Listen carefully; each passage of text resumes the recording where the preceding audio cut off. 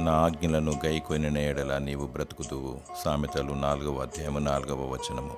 భూమి మీద ఉన్న తన బిడ్డల కొరకు దేవుడు మోషే ద్వారా 10 ఆజ్ఞలను అనుగ్రహించాడు. నేను తప్ప వేరొక దేవుడు ఉండకూడదు. దేని రూపమునైనను విగ్రహమునైనను నీవు చేసుకొనకూడదు.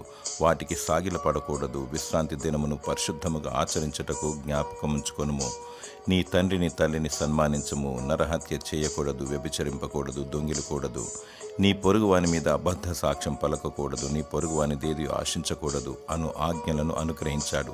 యేసు ప్రభు నిన్ను వలె నీ పొరుగువాని ప్రేమించు. నీ చేతనైనంత మట్టుకు సాటి మానవునికి సహాయము చెయ్యి.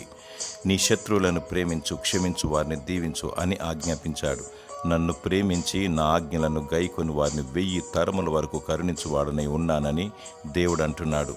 నీ పూర్ణ హృదయముతో, నీ పూర్ణాత్మతో దేవుని ప్రేమించు. ఆయన ఆజ్ఞలను నెరవేర్చు. నీవు నీ సంతతి నిత్యము బ్రతికెదరు. దేవుడు నీకు జీవమును అనుగ్రహించి సదాకాలము నిన్ను దీవించునుగాక. ఆమేన్.